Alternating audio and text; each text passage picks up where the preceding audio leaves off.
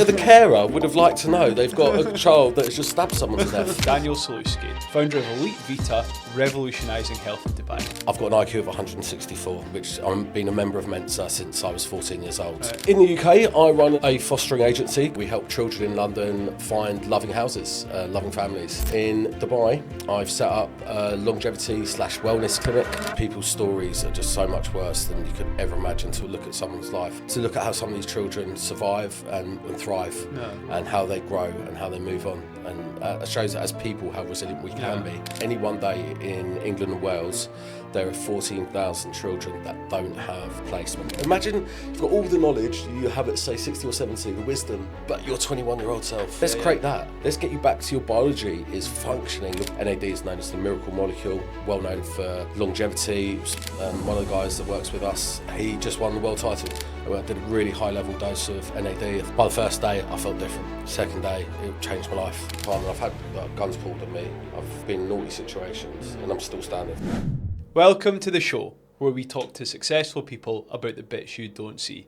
Today, we're talking to Daniel Salewski, founder of Elite Vita, revolutionising health in Dubai. Daniel, how you doing? I'm great, thanks, Callum. How are you? Amazing. Thank you very much for coming along. And we've already had a chat beforehand. I'm really looking forward to getting a bit more in depth because the stuff we're going to talk about today, I've been thinking about myself already. Tell me, what is your story? What have you got going on? So in the UK, I run a fostering agency called Apple Fostering. I set that up 13 years ago.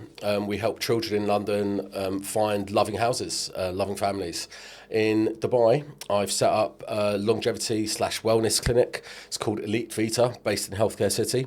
And I've also set up a supplement brand to go alongside the clinic, which is called Elite Wellness Co. So a few things going on, so it's quite busy at the moment. Nice, amazing. So, right, talk me through it from the start. Go back to, as far back as you want to go and talk to me about the kind of process of everything you've done. Okay, so where do we start? So I suppose to start from childhood. My mum was a social worker. She worked for Camden. She worked for their night duty team. So she dealt with a lot of fostering cases. Sometimes we had foster kids come stay at our house when I was young. Then I grew up in Kilburn, northwest London, quite a rough area, a lot of violence, crime, drugs, etc. And by the time I was 18 when I got properly into sales, although I did start sales when I was 14. Now, my mum was then, at that time, she had set up a fostering agency herself.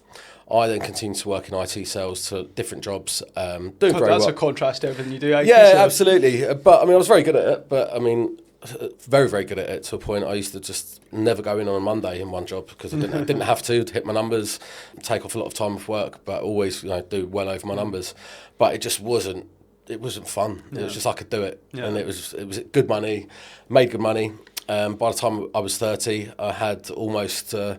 Not midlife crisis, but I realised I just don't want to be in sales anymore, and I needed to change. So my mum had, as I say, she had set up a fostering agency. She had previously sold that. She sold that a few years before.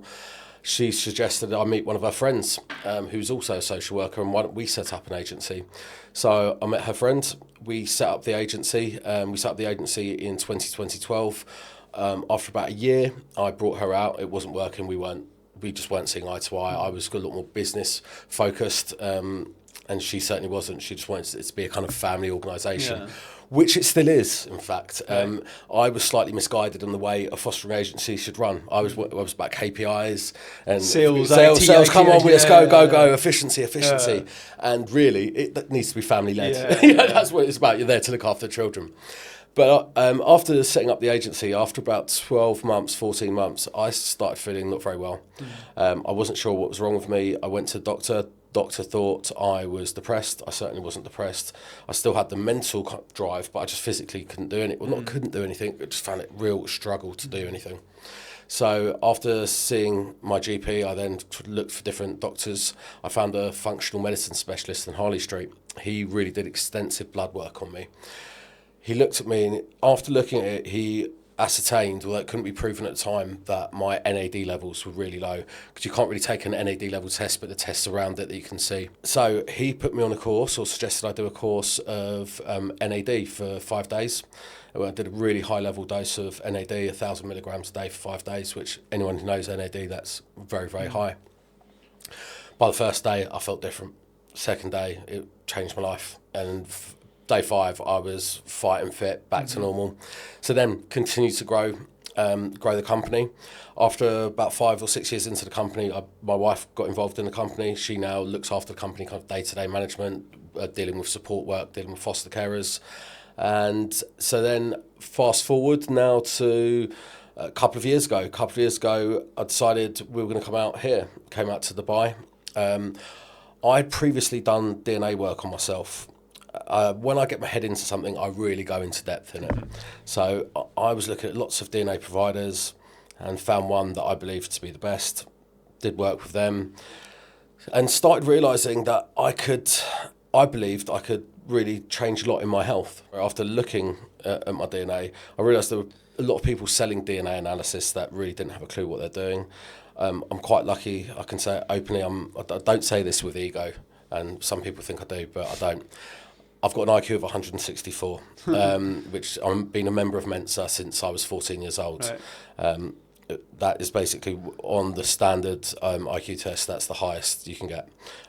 Anything over that, it's a different sort of test essentially, which hasn't been graded by Mensa or anyone else. So it's just the way I see it. It's like someone being extremely tall or extremely fast. My brain just works very fast. So because of that, when I look at information such as DNA analysis, I get it straight away, and I got it. What I realised people weren't doing is combining blood work with DNA, and certainly not with NAD protocols. So I saw what I thought was a gap in the market, and I suppose it still is, but it's something that people need to be educated on and realise the benefits of putting these 3 things together, and me having the ability to explain how important this stuff is. We'll do a bit of that today. Yeah, absolutely. So what happened, I came over to Dubai. I'm very lucky to have met a great business partner.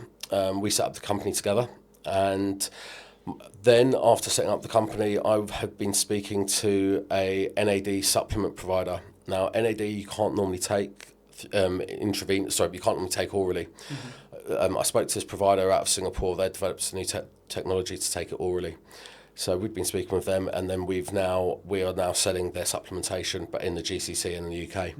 So yeah, so that's quite a few different things. I've gone off in different paths there, but yeah, so that's me as a little overview. Oh, good, right? That's amazing, and I'm really looking forward to getting onto the health stuff. And I took some notes here to speak about as we were going. Well, let's go all the way back to the fostering stuff. So talk to me just at a kind of high level about like what happens in fostering, what's the process, and maybe some of the generalised wins that you've had in it. Okay, so fostering, the way it works is essentially we're an outsourced function of local government. So initially we work with Brent Council. We're based in Wembley. So we work directly with the council. So they will send us referrals of children that are in care that need a foster family. Now, essentially, if they can't find them a foster family, they'll go into a care home, which, apart from being 4 times as expensive as a foster family, the outcomes for the child are considerably worse.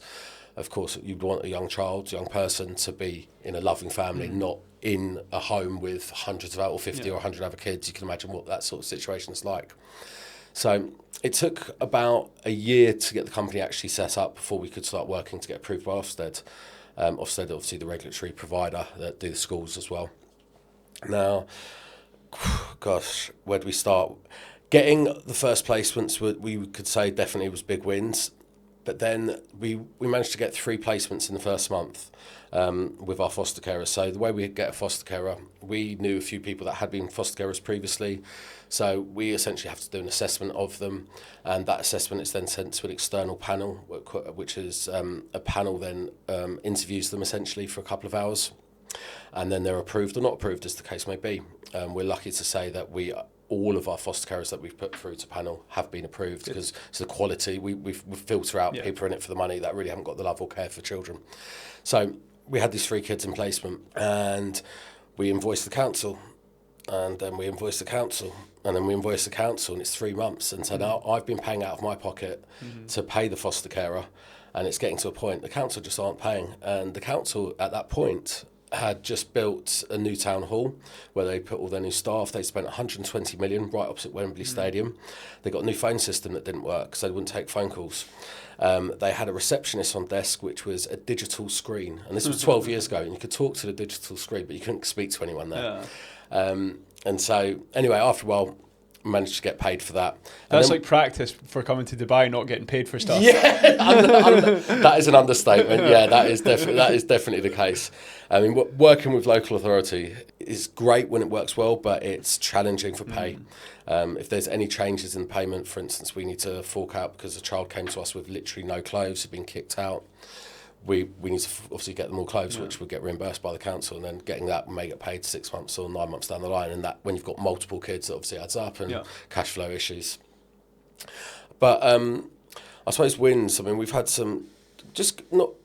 I suppose I wouldn't really like to call them wins, but just seeing kids really change, and typically that has been through just great loving families. And I suppose one of the wins would be from the local authorities that have been mentioned multiple times. Certainly for Brent Council, they've said we provide the longest, most stable placements of anyone they deal with, and they deal with multiple agencies. The ability to have stability for the young people is so crucial, because often what can happen is a young person will go from one family to another family to another family. You see in papers, often you see cases of a woman getting praised because she's fostered 120 kids over her career. Yeah. And I always look at that and think, what? How? That's awful. Yeah. That's not good. Yeah. The people that should be praised are the ones that said, I've kept these 2 or 3 children for 16 years. Yeah. That's praise. Yeah. How's it even possible to have 120? You must just be like one in out. Yeah. It's like, what's going on? Yeah. What's going on with it? So, but I mean, that's just a media thing. Of course. I mean, we've obviously had some real horror stories as well. I mean, a lot of the hard thing at the beginning of setting up the agency, it was really hard because I would look at the referrals that were coming from the council. So you have this long document explaining the child's background, and it's hard to think about some of these cases.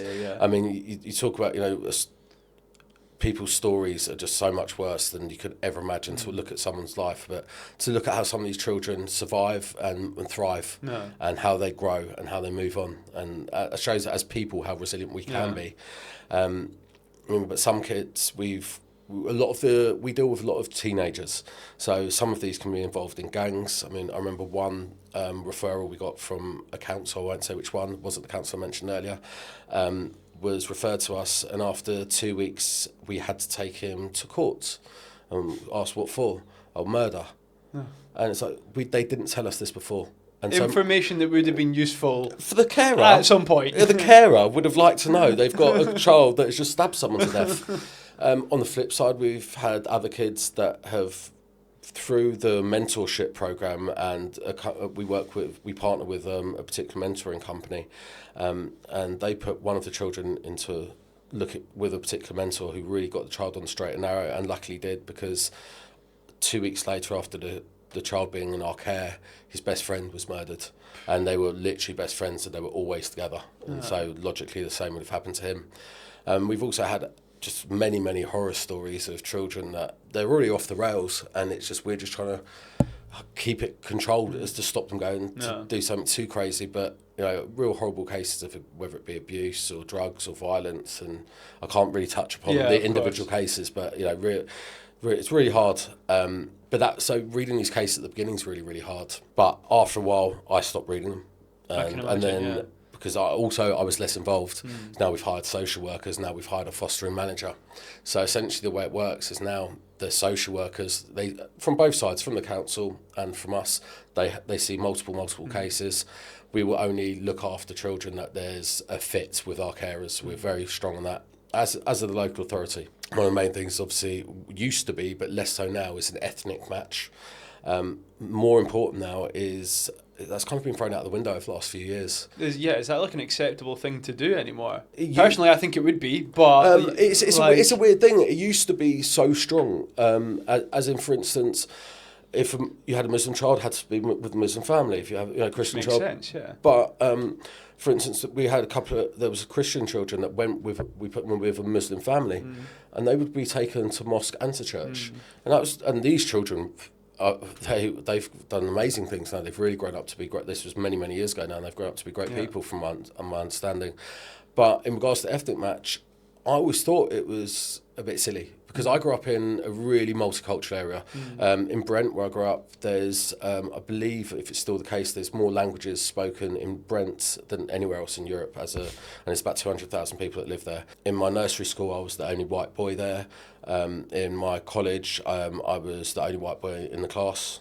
But that's like, obviously, I'm not saying you're old, but that's not recent. Like, see stuff like that recently, but that's 30 years ago. Whatever. Absolutely, yeah. I mean, my secondary school, our year head there, Miss D, she was very strong. She had a charity of helping refugees. So at the time in our school, we had 1 in 10 children were refugees. So that was. Yeah, many years ago. 25, I'm just going back now. Yeah, so 30 odd years ago. But yeah, so I've grown up in a mixed environment. So going back to the point of ethnic matching, I always thought, well, hang on, we're all just the same. Yeah. But of course, other people don't always think that. Now the matching is a lot more based on, can we keep the child in school? Which for me is so much more important. You need that consistency for the child. So what, in the school they're currently in? Yeah, so therefore is the foster carer. Within X miles. Yeah, and can they take them to that school? So that's really crucial. And because what used to happen, it'd have more of a priority to go to a foster carer of the same race as them and take them out of school. So not only have they been kicked out of home or they've had to leave home for whatever reason, and then they've had to move school. Yeah. So just everything upside down. Yeah. It's like you want one thing to be stable in their lives. Yeah, so it's been a journey of just seeing a lot of painful stuff, but going back to managing it, it's now the social workers that it's almost like the fostering manager is a counsellor to the social workers. We can be, as business owners, a counsellor to the fostering manager. But it's also the children's lives at the end of the day. That's all we're hearing. Yeah. And it's just the amount of it. So giving understanding, any one day in England and Wales, there are 14,000 children that don't have a placement. That's madness. Right, and in London, that would be 7,000. And so what's a placement like? They don't have somewhere to live? Yeah, that's correct, yeah. So if they can't be put into, which the ultimate thing, if the foster family can't be found to them, then they'll go into a children's home. I don't want to slag off children's homes, but essentially they're mini prisons. Yeah. You haven't got enough. We've got legally enough staff, but you haven't got that love, and it's just children out for themselves. And it's tough. And is that number going up or down? Like, a year from now, is it going to be 12,000 or is it going to be 16,000? So that stat is from pre-COVID. I guessed, so there hasn't been official stats done. Right. I guessed through COVID, because the amount of referrals we were seeing, essentially people living in small accommodation and then also a lot more drink and drug use. I guessed it was going to go up by about 30%. Yeah. Bernardo's did a report, and I was on the nose. They reckon it went up by 30%, but there hasn't been an official stat from the government to say this is what it's per day. There is now a current drop. There's always a problem to find. The real problem is there's just not enough foster carers, and that's where the problem lies. And one of the problems with that is people need a spare bedroom. So typically a great foster carer would be an empty nester whose children have flown the nest, i.e. gone to university, gone to whatever they do, and the new foster parent misses having those children. Yeah. And then they've got... My mum and dad would be the prime example. And they've got got two love. spare bedrooms. They've got love in their heart, and they enjoyed that period of time when you were a little man, and they can look after a child for whether it be a few weeks, but ideally a few years, and see that child grow up. And that's some of the great things about it is that the foster parents, they really treat them as their own kids, and with a lot of love. But yeah, so to your point of the numbers, it's not going to change. We also deal with unaccompanied minors, so refugee children as well, some of which don't really, may have a beard, may be thinking, are they really that old or not, as the case may be. That's reduced a lot now. The government have got a lot more measures in place to stop that happening. But again, these kids, some of them are kids, and they've had horrible scenarios. Give an example. One lovely boy, he was. I've got to be careful how I say this. I won't say where he was found. He was found in central London, sleeping underneath a van. Police took him in. He clearly was a kid from Afghanistan. He went to one of our foster carers, and it was a great foster carer. It was on a Friday afternoon. He was explained he's not allowed to go out after this time, etc. on Saturday, really very, very friendly to foster care. On Saturday afternoon, he asked if he could walk around, have a look around the local area, say 2 o'clock in the afternoon, and be back in a couple of hours. So he went for a walk, didn't return. So this has to be reported to the police as a missing person. And of course, this is now Saturday night, so police aren't coming out for he's missing. What are we going to do? We've got multiple things going on. So what happens is the police come around on a Saturday morning just to check in. Sunday morning. Sunday morning. Check in, and they knock on the door, speak to the carer, and I say, "Have you seen him?" No. And I go, "Okay, let's have a look around." He's sleeping on the alleyway down the side of the house. Oh my God. Right. The reason was he came back after 2 hours, but the front door was shut. It was disrespectful to knock on the door. He doesn't understand about a doorbell. Oh my God. So he came back and he was so apologetic, and he's sleeping down. He was really sorry to the police, sorry to her, and he's done nothing wrong. The lovely boy continues to stay, but it just shows that we've had. It's crazy. Imagine that. So crazy. Not knocking on the door because you think you'd upset the carer. Yeah, I was in Kenya recently, a year or so ago, and we went to like a orphanage. And the stories that they told me, I was just standing there like, what the fuck? I didn't think this existed. Like, I thought this was like only real in stories. And there's just like thousands of kids that have all had just the most horrific things. And it's like, wow. And it sounds like, a lot of that maybe does translate across to London as well. Maybe not to the same degree or volume, but it does happen in the UK as well. Very much so. I mean, I think it does happen in the same volume. So the way it works when children or young people come in is they're basically shifted off to each borough, not just to London but across the country. So any refugees, they go to, I think it's 350 odd boroughs or local authorities across the country, and then so every so often that borough will get one, and then they'll filter out to us. And they've had ridiculously tough lives, but it's the same with the kids in the care in the system in the UK. I mean, what some of the kids have been through is just unimaginable, really unimaginable stuff, horror film stuff. And then you see them bouncing about with a smile on their face, and it does show as people we are resilient. And what is a real challenge to me or you, or to me may not be to you, or vice versa. And we overcome, and then we get to the next level, and that's can be and it's just. It's for me, it's amazing to see what people are capable of. Yeah. And we really are. Yeah, 100%. 100%. Whenever I've faced any of my biggest challenges in my life, I'm like, oh my God, I don't think I could ever do more than that. And then I have one that's twice as hard a year later, and I'm like, okay, well, I survived that, but surely I couldn't do any more than that. And you always do. You always survive. You always get through. So yeah, we do have a lot of resilience. So what does like success look like? What is the best possible case scenario? You've picked up a kid. They come into the foster agency. What happens for the next 18 years until they're, the real world? It's two ways. Ideally, I mean, it depends what the reason the child has come in for.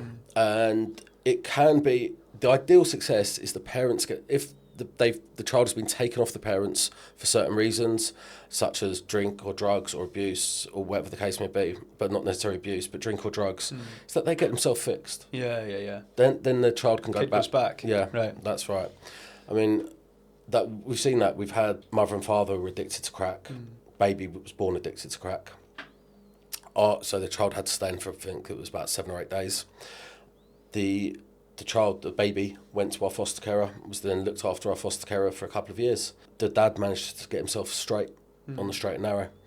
And then, so the child, the toddler, went to the father. Mum was out of the picture, but he'd done really well. Is it? Until a horror story. He did. Unfortunately, the baby was the father fell asleep on the baby on the sofa. Nothing. He was obviously tested. Nothing to do with drugs. He was just cuddling his baby.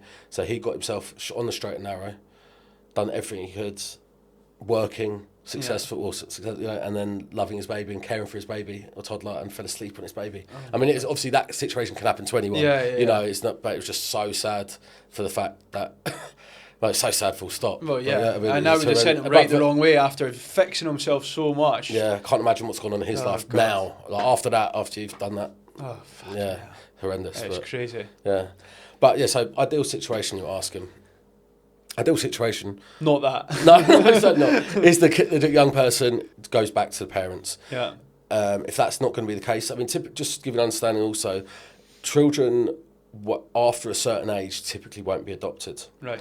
The reason being is everyone who adopts wants a baby, a lovely young baby. Once they get a bit older, Yeah, no yeah. one's adopting them. So if, for instance, parents have died and they're not going to be adopted, essentially they're going to be in the care system until they're 18. Yeah.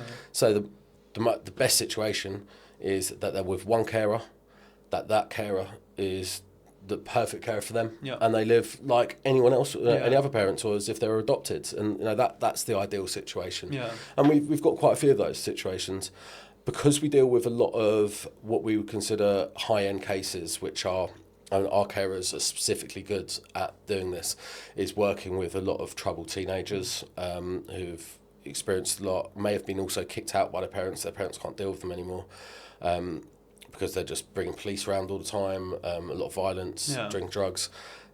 To see that child or young person change and got out of that gang and now doing well at school, that's phenomenal. And it makes it worth it. Absolutely.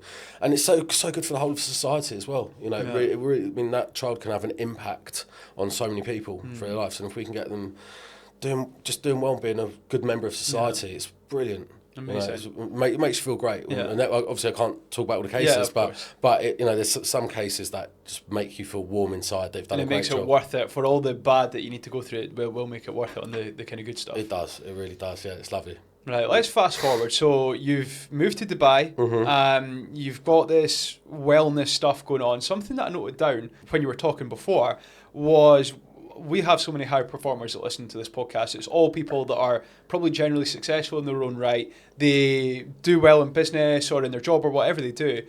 But I don't think they're going to do the stuff that you're suggesting and that your business does. Like, I think I've certainly been there, but I arguably still am there, that I've prioritised my business and my success and stuff, and my health has gone to the back burner. And I think a lot of people listening at home will be the same. So yeah, talk to me about what you do with your business over here. Okay, just go back to the high performers that prioritise doing this, doing that. A lot of high performers may do executive coaching. They'll go to seminars, they do training. Yeah. The way to see that's like you're getting new software. Yeah, you're upgrading software. I like this already. I know where you're going with this. I like it. When did you upgrade your hardware? So you've put all this new software on your old computer. Yeah. And you can't... It's absurd. Crazy when you say it like that. It's absurd. Crazy. You need some more RAM. Yeah. You need to be functioning. Imagine you've got all the knowledge you have at, say, 60 or 70, the wisdom. Yeah. But your 21-year-old self. Yeah. Let's create that. Let's get you back to your biology is functioning. Your brain is functioning. Like, you didn't remember how well your brain used to function when you were 18, 20, but you just didn't have the knowledge. Yeah. And now let's put the two together. I say that a lot as well. I say I wish I had my knowledge now 10 years ago. Yeah, life would be easier. And you can make that happen to me. So, well, it's to a certain extent. So, I'll give an example. I've just got my my bloods back. So, just so you're aware, I opened the clinic 7 months ago. 7 months? No, sorry, 8 months ago now. Is my brain functioning? Is the question. So, I did my bloods. I wasn't on any of the protocols that we do. I was reasonably healthy. Go to gym 3 times a week. My diet really varies. Sleep really, really varies. Coffee consumption's well too much, but hey. Don't drink, but do smoke. So not the epitome of fitness. Fags, like cigarettes? No, back to the vape. Well, no, okay. I was thinking, I didn't think cigarettes existed anymore. No. I mean, I'll be honest, I prefer them, but it's just... But now I'm on... Anyway, that's another story. And I've got to sort it out, but it's just one of those things. It's my vice at the moment. Yeah. So I did my bloods 8 months ago. It wasn't great for my age. I was about, if you looked at my biological age, so I'm 44 at the moment. You don't look it. Well, I don't feel it. Yeah. So I think it was 46 according to my biological age. So not great, 2 years above. If I was the same, hey, it is what it is. And now I've just got my bloods back and my internal body essentially is functioning as a 33-year-old. My biological age is 33. So I'm real life Benjamin Button. And what we've seen is we look at a certain few different markers. One of the main ones for longevity and cardiovascular health is ApoB. ApoB, it will basically it stops artery hardening, so the calcification within the artery. So if you've got low ApoB, it means you've got a lot lower risk of heart attack. But ApoB level is that of a 25-year-old. That's in 8 months. from the protocols that we do at the clinic. That's madness. Yeah. Like, do you feel it? Do you feel better? I feel great. I function brilliantly.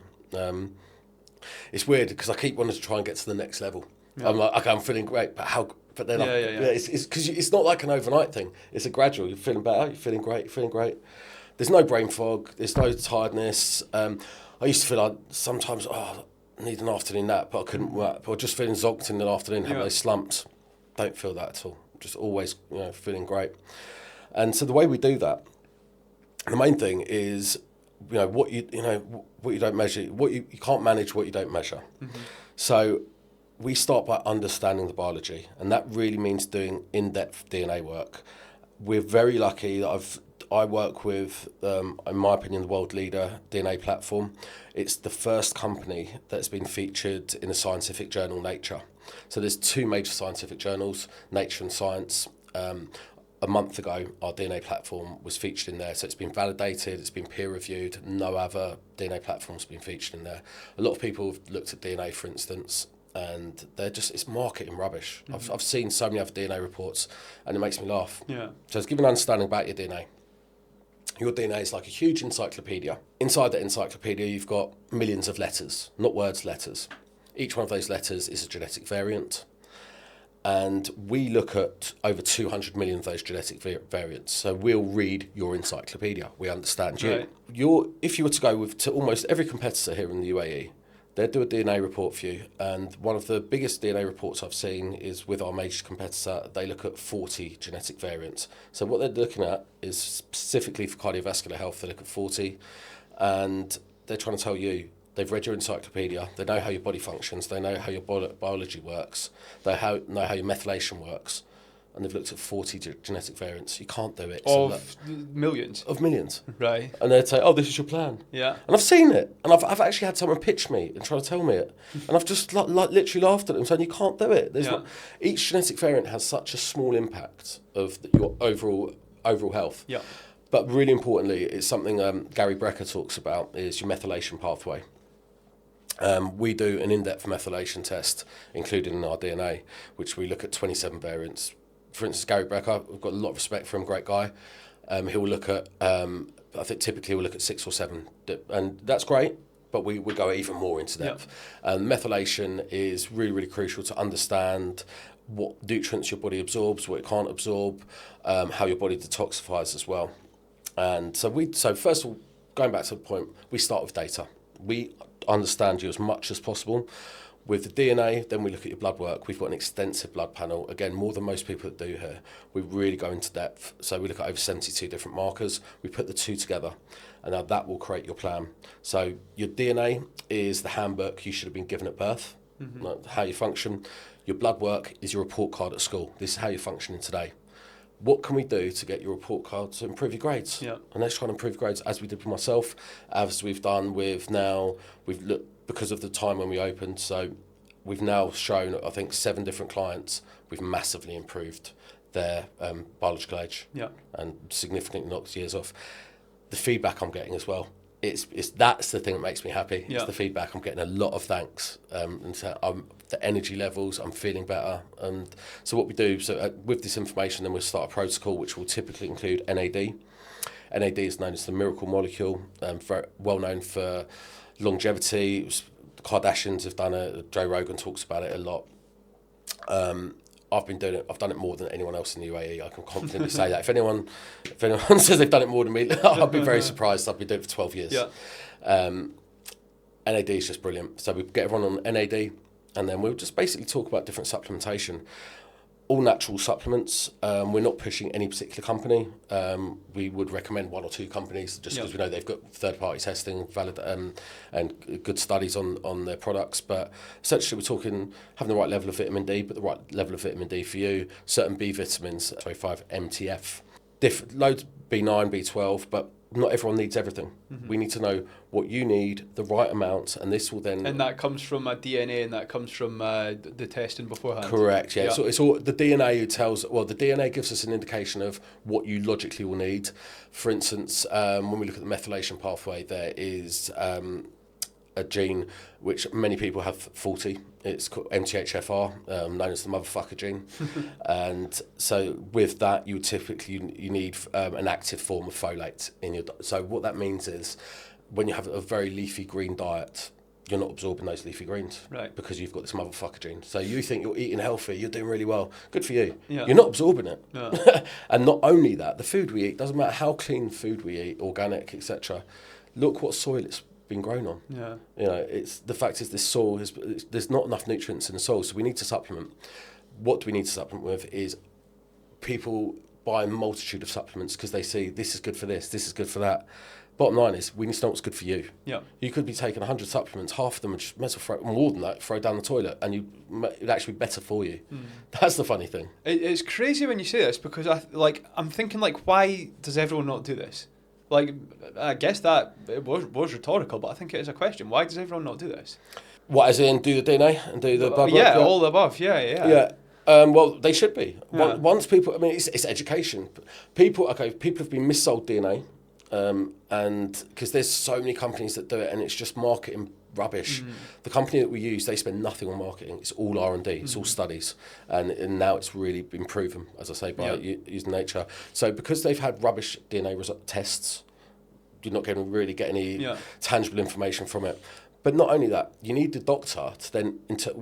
Our medical director, he's amazing, an absolute genius. He's a specialist in biomedical informatics. So he analyses that data. So we get the data, we have reports drawn from that, but he will look at that with the blood work and obviously with his knowledge, work out a protocol and work out the correct dosage of the supplementation you should be taking, how regularly, and he will tweak that over a period of time as well. It won't stay.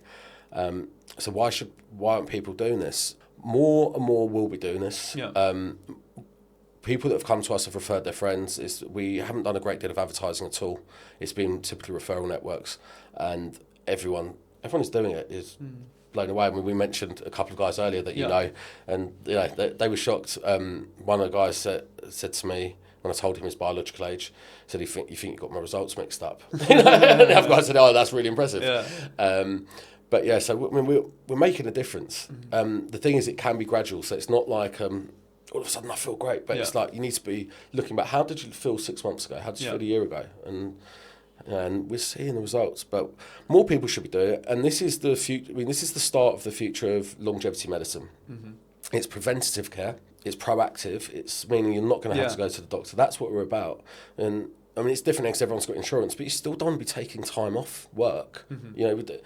It costs you money. An ill day or sick day. Well, it's not even that. What I'm thinking is, what's going to cost me money isn't time off work. It's the quality of work that I'm doing. That's the thing that I'm really like the sound of is like if I'm operating at 60% and I could come at you and you get me to 80% or 90%, like that difference would be so valuable to my life and to my business and to everything else around me that's what I'm thinking. I'm not even thinking, if I'm sick for a few days.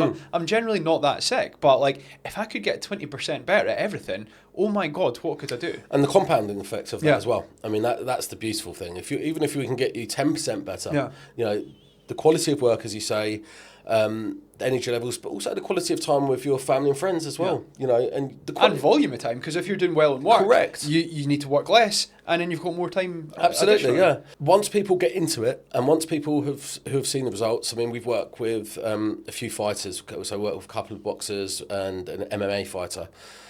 They're all noticing it as well. One of the guys that works with us, he just won the world title. Nice. Yeah, and I certainly wouldn't put that down to us because he put in the effort. Oh, yeah. He said or even a pinch of it. Yeah. But if we contributed, 1% of that, brilliant. And especially at that elite sport level, like you are talking 0.1% could be the difference between winning and losing. Absolutely, yeah. They're really appreciative of the work we've done with them, and long may it continue. And I just want to, in a selfish reason. I wrote this about a year and a half ago. I wrote my Stoic rules for life, and one of the rules or an aim for the year was I want to, at least that was last year, so 2020. So for the year of 2024, I want at least 10 people on their deathbed to remember me and to a point where they thank in their heart, they go, That's that nice. guy. And it's not about having to say it to me, but it's just like knowing I've impacted Yeah. at least 10 people for that year. And different. This is aside from fostering. But what I realise when I say selfish, it goes back to I think I love having praise. But it's not praise. It's not saying job well done. It's thank you for helping me. Yeah. That's what I've really always loved in my life. That's a big thank you. And so you can see that with everything you've done. The fostering at home, and then now this health and wellness stuff. There is a trend of that right the way through. Correct. Yeah. So it was and that's probably why you didn't like IT sales as well. Yeah. Like, fuck that guy. Took too much money from me. I used to get a lot of thanks in that as well, surprisingly, but because I used to go above and beyond. Yeah. But yeah, for me, really, it's so that's really what connects, as you say, what connects fostering and what connects longevity and wellness. It's people saying, "Wow, thank you for helping me." Yeah. And I mean, for instance, we've got another client. She runs a big company here. She manages a lot of significant big funds under management. Obviously, I'm not going to mention stuff like that. But she, after doing our protocol and specifically after doing a loading dose of NAD, the loading dose is essentially doing 3 to 5 sessions in a short period of time, really boost up your NAD levels. She did that, and she said she felt present with her 5-year-old daughter for the first time, because normally her brain, when she's with her daughter, her brain's thinking about work and all the different things she's got going on. She was focused, she was in the moment, she was present with her daughter, and she thanks us for that. She comes to us once a month. Most of our clients come to us at least once a month. And that's what we're talking about with the value out of work as well. It's like, how much is that worth? To be able to be present with your daughter that you've not been for the first 5 years of their life. I mean, you pay everything for that. Absolutely. And a lot of people don't even realise they're in that place. Yeah. But they only realise it afterwards. And like, oh my God, my world has changed. Yeah. And I feel different. And I feel the person you're supposed to be. Yeah. So going back to the analogy, it's about getting yourself, getting the new hardware in. Yeah. Get yourself some extra RAM that you need. And you can keep doing software upgrades, but you need the hardware. No. You need to really revamp it, and the only way you can do that is get a professional to look at it. No. And you get your DNA. If you get your DNA done by anyone else, and it's not me just blowing our own trumpet, but show me how many genetic variants and show me their polygenic risk scores. Yeah. So polygenic risk scores, they are about how we look at multiple.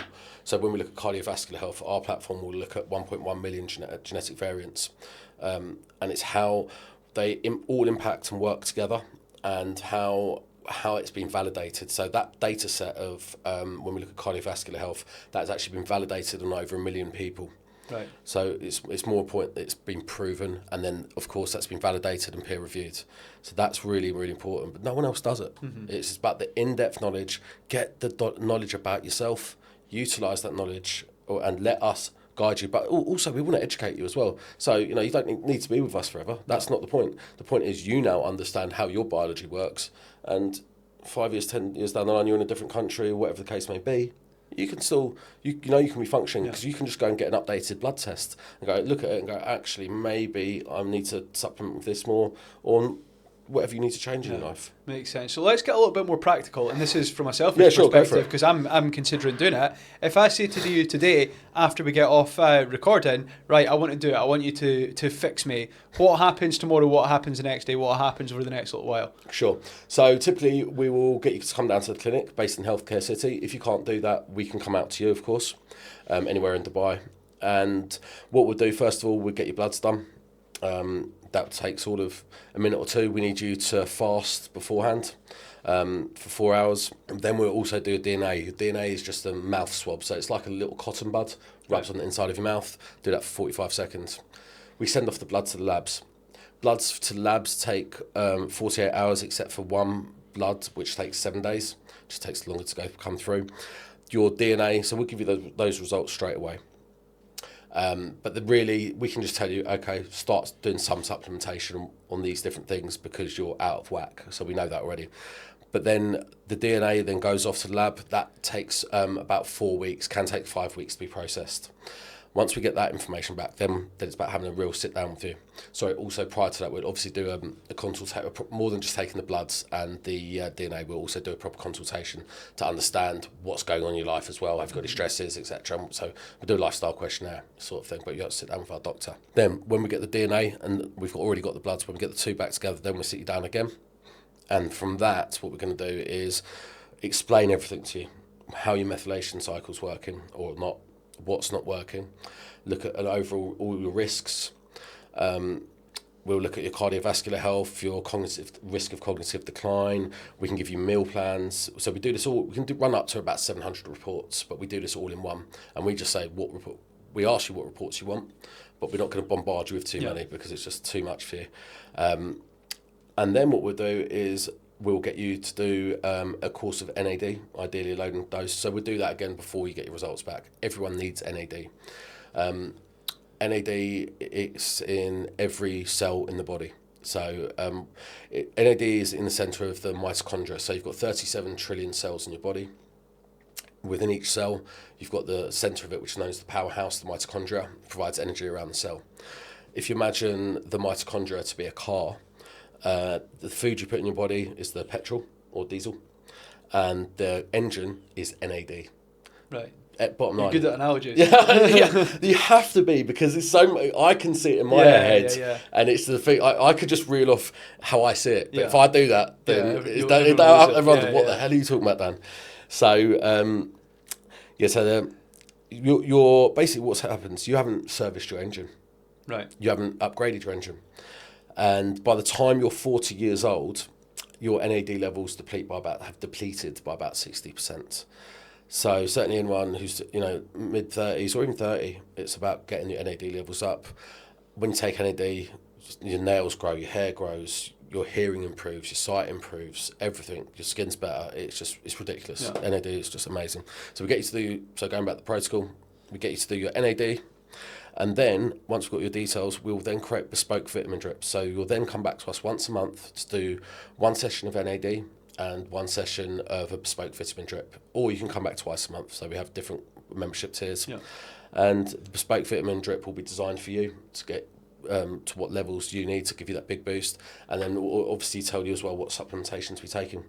Then you'll come back to us as well every 3 or 6 months to update your bloods, depending on what program you're on. Yep. And then alongside that, we may decide you want to do peptides for different things. Peptides are fantastic. Essentially short chain amino acids. They're like building blocks of life as well. Many people are talking about BPC 157 at the moment, which is known for muscle repair, for recovery. With a person in who just had a hip hop, they use BPC 157 to hopefully speed up the recovery. It's very hard to judge how well that worked. Many people are using kisspeptin at the moment for testosterone. So it naturally stimulates testosterone as opposed to doing TRT therapy. TRT essentially stops producing testosterone from the testes, which therefore means your testes shrink or can shrink, and then it's hard to start producing them again.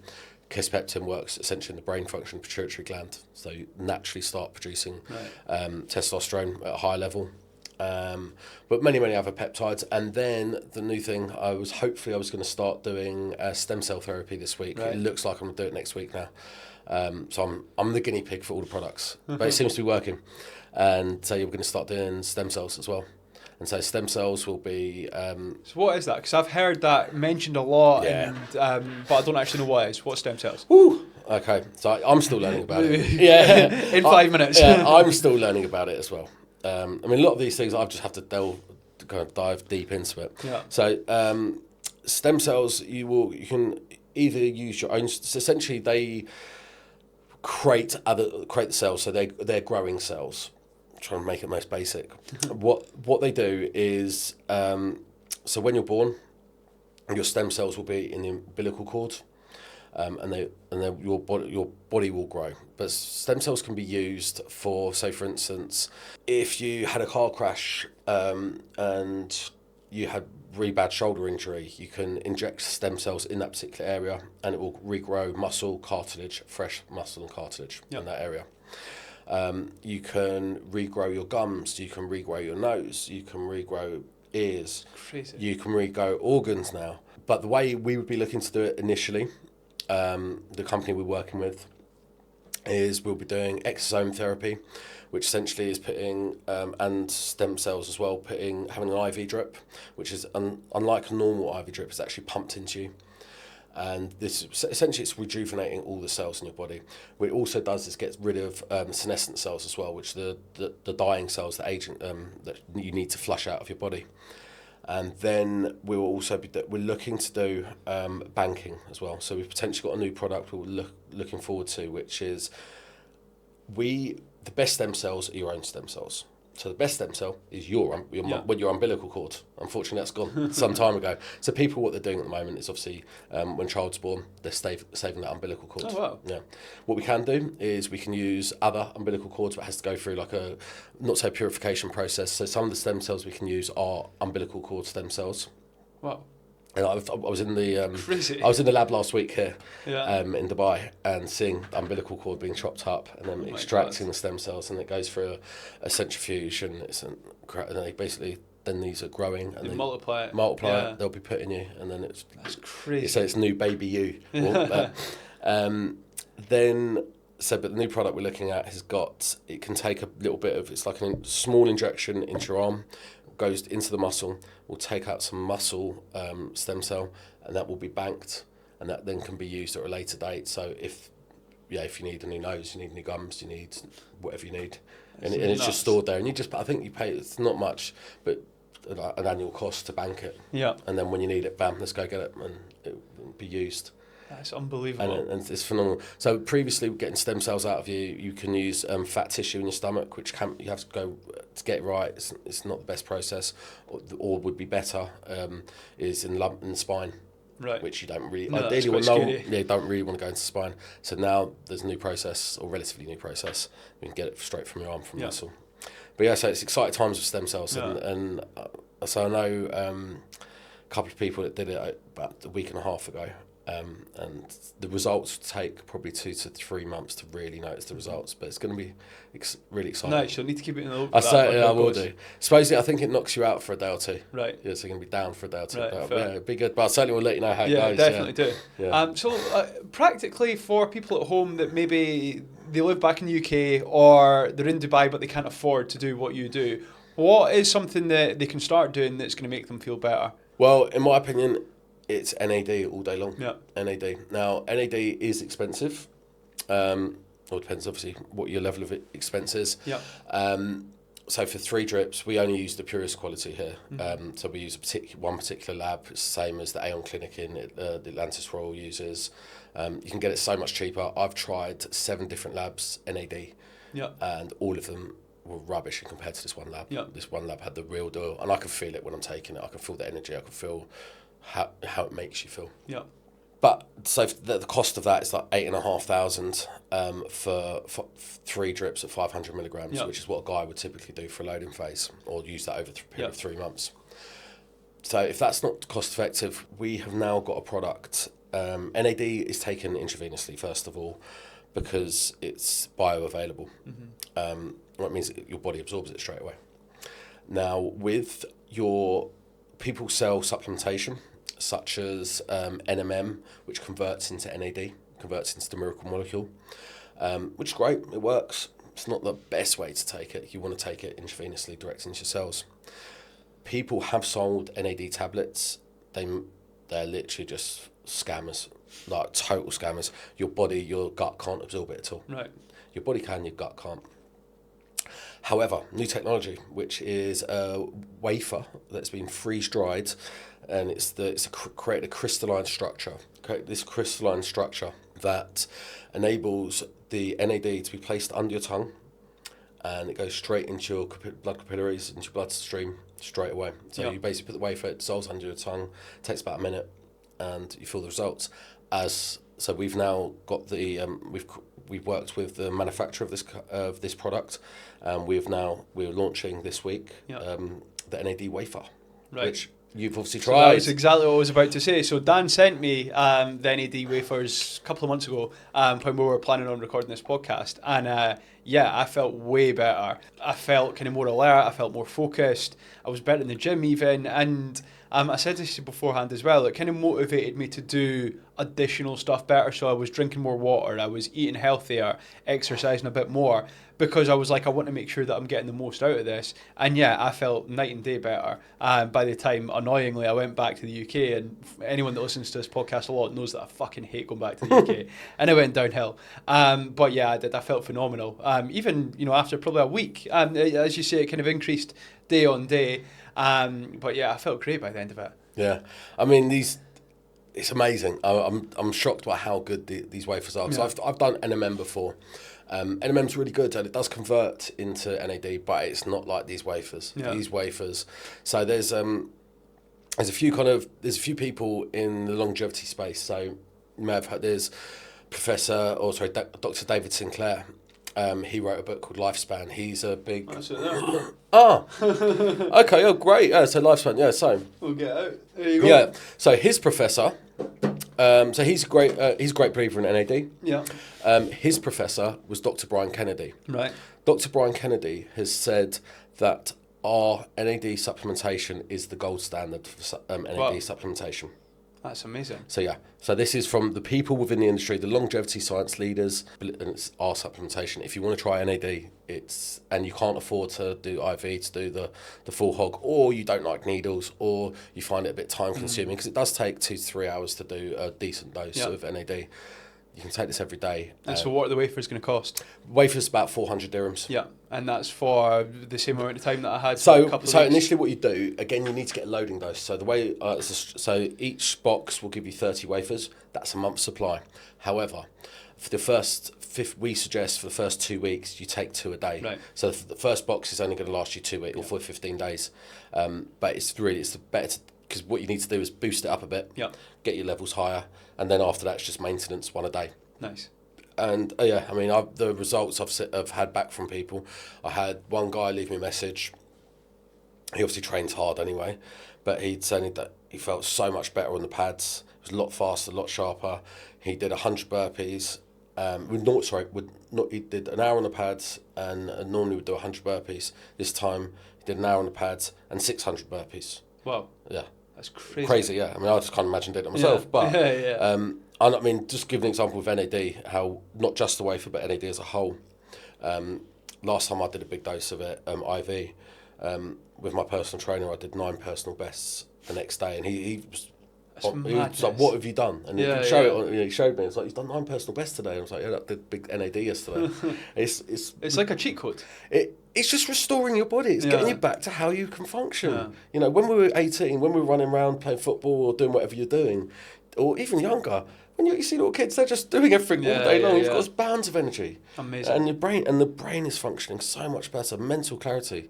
I mean, so our wafers are really akin, if you've seen the film Limitless. Yeah. Taking that pill, except you're not taking speed. You're not taking an amphetamine. You can... I think you mentioned earlier when we were speaking off camera, it's about our to-do list. Yeah. You have this huge to-do list, and it's gone, and you just want to put more things on it. Yeah. And it's easy, and everything is achievable. Yeah. And it's just how we can function. I'm definitely need to get more after this. Yeah, definitely. You've got me going. You've got me going. I mean, it's not just because it's my product. I've been taking NAD for 12 years. Yeah. I know how good it is. When I say 12 years, I've been taking it on and off. So I did it a lot 12 years ago, and then I kind of was off it, and probably it was a few years I didn't do it at all. And then when I opened the clinic, obviously I've been doing it again. But just remember, the wafers are great, but it's just NAD as a whole is a great. Yeah, right. Amazing.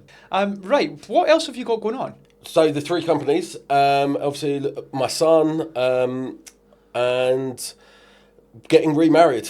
Right. Yeah, so I've got divorced. Congratulations. Thank you. Oh, yeah, both bits. yeah. So I got divorced a year and a half ago from my wife of 18 years. And then we realised it was probably the wrong decision.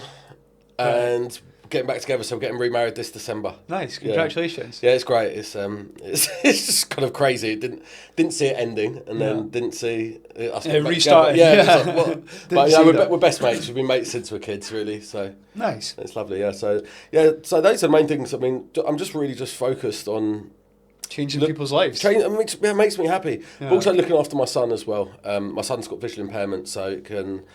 It can hamper him. It doesn't, not a great deal, but just he needs a bit more time than a typical 14-year-old would. Yeah. But I love spending time with him and have a great laugh with him. Can stem cells help him? No, so his eye is detached from his brain, essentially, so the cord is detached. With the other eye, has got not great vision, so potentially with that. With that one, yeah. Intriguingly, though, a while back, a couple of years ago, I asked him if we could, if there was, because in the future, probably could attach your eye, if there may even be technology now. And I asked him, if you could fix it, would you? And he said, no, definitely not. This is me. Wow. And kind of talked through it and realised, imagine doing it on the flip side. If I had 3 eyes and I said to you, sure you don't want a third eye like me, mate? I've got a third eye. Yeah. I can see so much more. You're going to... Why? Well, I don't want a third eye. You're fine. You're cool, aren't you? That's interesting. And so because he's lived his life like that, this is his world. Yeah. And it was a lovely conversation to have and understand that. That is nice. That is very nice. So he's really content with himself and obviously done a good job because he's good boy. Really proud of him and well done. Loving here. So this is going to be my next question. Right. It's probably quite easy now. Right. What's your proudest moment or the thing you're most proud of? To be honest, obviously I'm not going to revert straight back to my son. I'm massively proud of my son, but I think how basically we got divorced. Within a couple of months, I decided I'm moving out here on my own. Nice. And I had an idea in my head what I was going to do. I knew I wanted to do. I had my plan about a longevity clinic or longevity space or wellness space, and I'm just proud of making it happen. Going from in a real awful, shitty place to right. Sod this, I'm not going to let that define me, and just bounce back and then now create 2 other companies.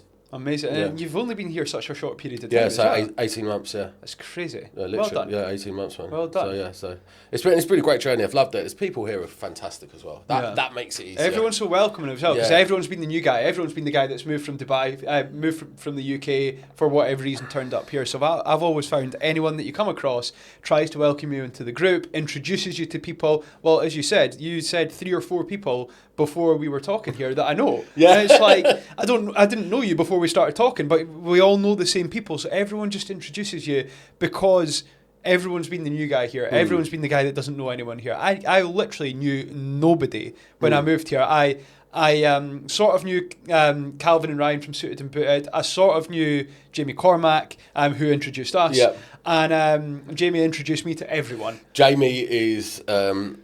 he's a legend in regards to that. Jamie's been phenomenal. Yeah. I've got a lot of time for Jamie. He's a great guy. But he's the introducer, isn't he? He's the connector. Yeah, so for instance, he introduced me to Kane. Yeah. We're doing a lot of work with Kane at the moment. Obviously introduced me to Kelly. She was on the podcast a few weeks ago. Okay, cool. She was, I guess, 2 or 3 weeks ago. Fantastic, yeah. So Kelly's lovely as well. It's been great, and it's just, as you say, you get to know everyone, but everyone's just has the same attitude that I have, and I felt I was on my own in the UK, and just 100%. Feeling isolated. That and everyone's like, no, everyone can do it together. Everyone can win together, and it's lovely. 100%. I've got 2 of my best mates are moving across. For those at home that listen to this podcast, I've said that in about the last 6 episodes. But 2 of my best mates are moving across over the next 6 months, and this is what I keep saying to them. It's like you're going from like such a confined, like almost like a goldfish bowl, to the open ocean, and it's like it is quite scary because both of them have got good businesses. One of them in particular has a fantastic business, head and shoulders above most businesses in the UK on a whole load of metrics. And obviously that's fantastic, but I'm like, you're coming out here and you're coming straight into like starting again almost, and he's more than capable of it, and he's going to smash it. I know he is, but it is a big psychological difference to be coming from that to like, it is literally like getting picked up from the goldfish bowl and getting dropped in the sea and going good luck. Yeah, it is. Yeah, I don't know. For me, it's a bit different because I grew up in London. But it's still, and I moved to another country I moved to Spain when I was 22, working out there. And so I've kind of done it a few times. I've done a lot of travelling, but it's more for me, moving here, it was about just the energy, the attitude of everyone. 100%. That's what I just couldn't believe. Everyone's on the same level. Everyone's like, right, let's go. What are you doing?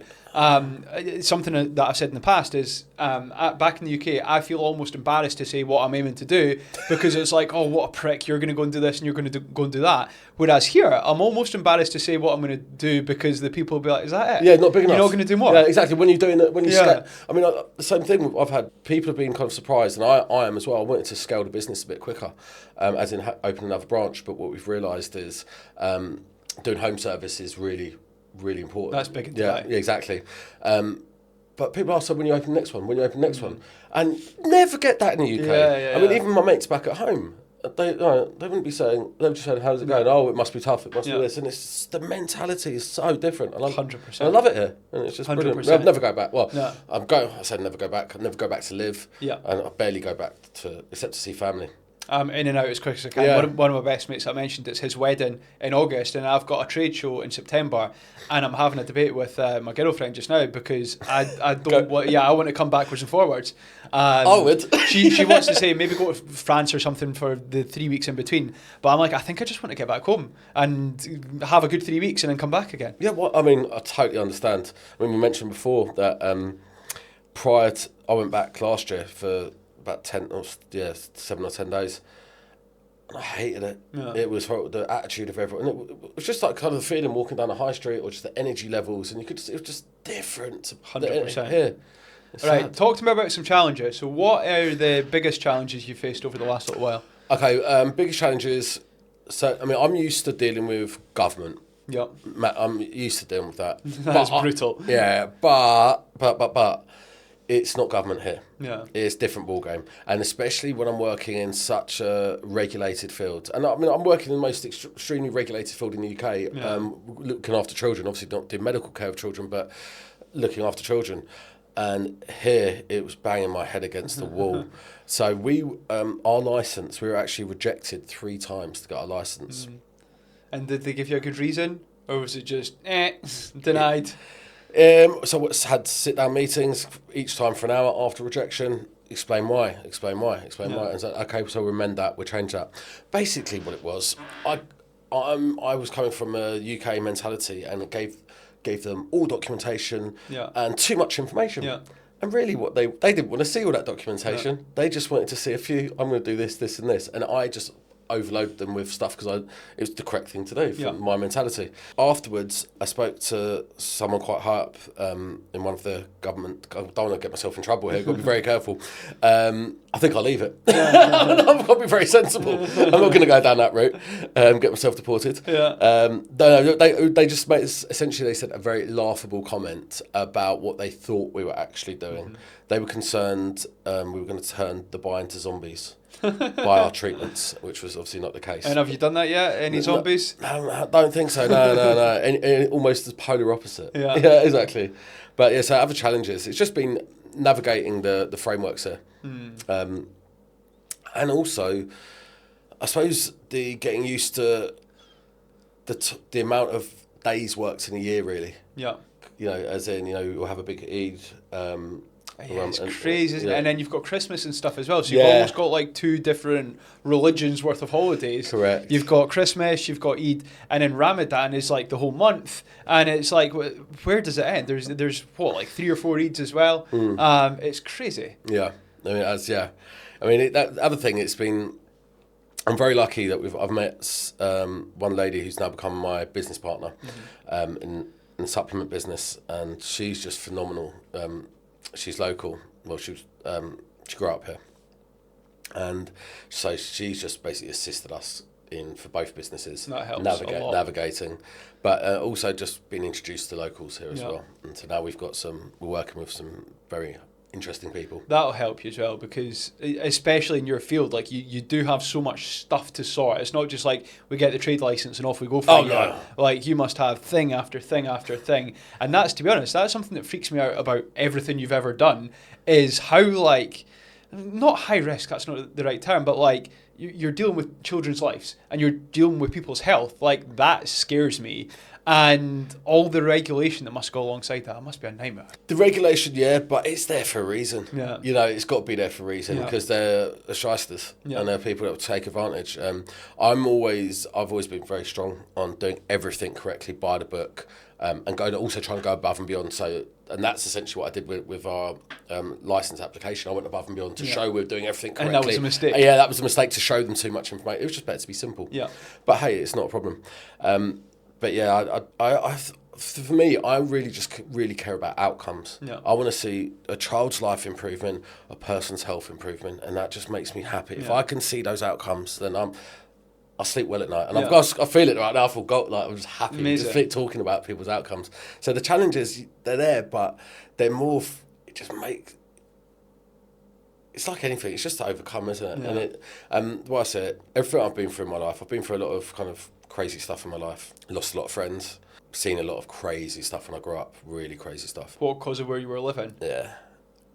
So I mean, to give an example, like my childminder when I was with a childminder from I think I was 6 months old.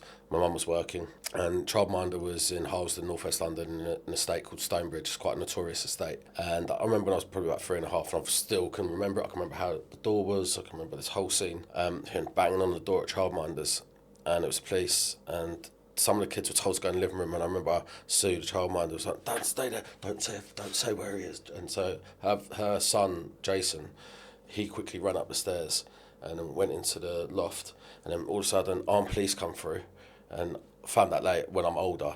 Basically, he's an armed robber. And there was armed police. I remember looking up, and I went, "Where is he? Where is he?" I was like, "Wow, this is crazy." And yeah, just seeing like from a young age, seeing a lot of violence, in my area, a lot of violence, and experienced quite a reasonable amount of violence as well. Is London as bad as what I think and what the media portrays? Like, is there as much stabbing, kids just running about stabbing each other, as what is shown? Obviously, I think only yesterday or the day before, a boy came out of a casino, I think, and got stabbed for his Rolex and killed. Is there as much of that going on as what gets sensationalised? Okay, so when I was growing up and young, it was less stabbing. Yeah. There was a lot more shooting. Right, okay. No, seriously. My mate at school, I remember L'Oreal. It was 11:20, it was Thursday afternoon, and we'd just come out of the year room. I'm standing next to him, and all of a sudden, bam, bam, he's just shot a gun on the floor. And everyone scarpered. I'm like, "What are you doing, mate? What are you doing?" He goes, "Don't worry, Dan, I've got the reels in this one, the blanks in that one." And I was like, "What?" And he was laughing, and he got done for armed robbery that summer. So it used to be, in the area I grew up, there wasn't much nice at all. It was a lot more just fight. People would fight. Lots and lots of fights, but knives not at all. And it was all, at the time, it was the yardies that controlled the drugs. So it was all the yardies, and a lot of people got shot. There was that. But that was didn't really affect you. Yeah. And then I think more recently, obviously, the stabbings, it is. I mean, if I look at my phone's off now, but if I look at my local paper, I could check it any week, the Kilburn Times, and I guarantee there's been a couple of people stabbed. It's wild. Yeah. And it's just standard. And it's also, they don't always get reported. Normally, there's 1 or 2 people shot as well. Not normally, probably once every couple of weeks there'll be someone shot. And then when I was growing up, I mean, the area was, I'd know people that could been shot and killed. Yeah. Yeah. So crazy. I'm just not used to that from, I don't know, Edinburgh seems so far removed. Even though it's still a big city and stuff like that, it does seem so far removed from what goes on in London. Yeah, I mean, obviously it's very different where you grew up in London, and it's also different some of the people you know. Yeah. Like some of my groups of friends, they haven't seen half the stuff. Yeah. And we grew up in roughly the same area. But then it's where I grew up was a very, very rich area and a very poor area right next to each other. Right. So you go to like a 5-minute walk away was Millionaires Row at the time, which is Hamilton Terrace, right. And went to a friend of a friend there and seeing all these Monets and Picassos and stuff, and everyone's like, yeah. You know, and we'd go to some. I had friends who went to the American school in London, and the American school in London is basically all the top execs from American companies when they have a European head office. Sorry, their European leaders would send their kids to American school in London. So got the head of Polo Ralph Lauren or head of Kodak, head of Coca-Cola. And so I was friends with a few of those guys. And so I'd go around to some of their houses, and then I'd be going back to my crazy area and having a knife pit in my neck. It's a bit of a contrast. Yeah. And how have you managed to get away from that? Like, because I'm sure that some of your friends from school have gone a completely different way. How have you managed to go the right way? Well, perceived right way. Yeah, perceived right way, yeah. I was always very money driven. I worked for my uncle, who's passed away as well, when I was younger. When I was about 14, he got me into sales. I was actually selling like T-shirts essentially, but selling branded clothing. Going up, literally just knocking on restaurants in the West End and selling their trying to sell them branded clothing. Sold clothing to a lot of nightclubs as well. So I've done really well. I got myself, I was going to ministry when I was 16. I had a pass to go into ministry. Ministry of Sound, that is. Yeah. And so I saw through what he was doing, I saw there was another angle that wasn't involved in drugs, but I could still make lots of money. A lot of my friends did do a lot of drugs, or sold a lot of drugs. A lot of my friends didn't. A lot of my friends were totally straight down the line. I try to typically stay with the straighter down the line ones, but I always wanted that money in the same way. And then also having a good mum, very good mum, very lucky.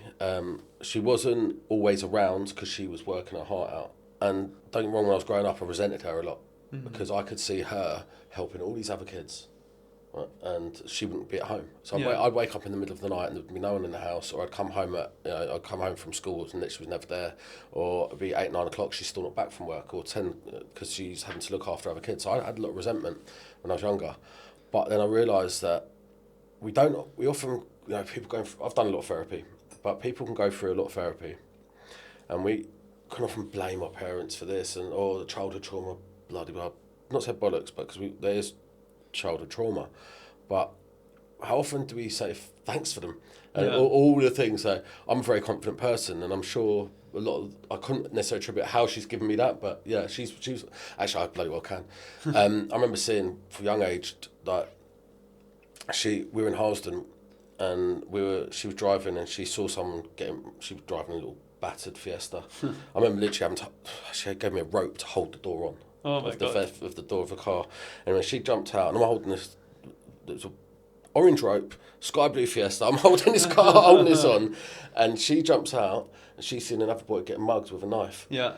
So there was about, she's about 5 foot, and she's still going, what are you doing? Stop that. And she stopped it.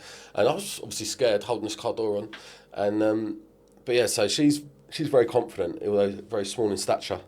And she gave me a good business brain, and maybe a lot of my IQ comes down to her as well. And she navigated a really tough world as well. She grew up in extreme poverty and managed to do very well for herself. Good. So I think how did I manage it? I think it's a lot. You can say luck, but then people have to say, well, luck, you can make yourself. But the fact is, wrong place at wrong time, and I've had guns pulled on me. I've been in naughty situations, and I'm still standing. So there's a bit of luck, or someone looking over me. Yeah. So I don't know. I think it's weird. I do think brain, because basically the speed my brain works has enabled me to process things. I'm very hyper aware, hyper vigilant. So I can see dramas about to occur around me and get myself out of there as quick as possible. That makes sense. I'm quite good at that as well. Yeah. I'm actually very good at that. Right, is there any more challenges? Is there any more bits that you don't see that we've not spoken about? More challenges. Just getting... No, not really, obviously just living in the new country. Initially, when I moved over to the country, my son moved over with me, and so I was still separated from my wife at the time, or divorced from my wife-to-be. And so having to then manage businesses and bring up my son on my own. But to be honest, it was a great time. Yeah. It was flipping enjoyable. It was a challenge. Good. But yeah, all the stuff... I just feel everything doesn't kill you, makes you stronger. And just before I came away, just before I moved as well, one of my really, really good friends, he passed away from cancer. And I've lost, like I say, lost a lot of friends over the time of my young years. And everything just made me think, right, if they were here, they'd want to see me doing well, and what am I going to do? And I just want to be the best person I can be and help others as much as possible. Good. Yeah. Well done. I think that's a great place to finish, because what an ending. Where do people keep up to date with you, and where do people find the clinic and find your NAD and stuff? Certainly. So I'm not very strong on Instagram personally, but you can. It's Dan_DNA_NAD. Obviously. Obviously, it's quite brilliant how the 3 letters. Just twist them around a few times, you'll find me somehow. The clinic is Elite Vita Clinic on Instagram, or elitevita.ae website, and then Elite Wellness Company for the wafers. That's one I'm sure a lot of people are going to be looking for. So it's Elite Wellness Co on Instagram, or elitewellnessco.com as our website, which you can order from. Well, you can order from by the time this goes out. Amazing. Yeah. Dan, thank you very much. Thank you, Callum. It's been a pleasure, mate. Nice one.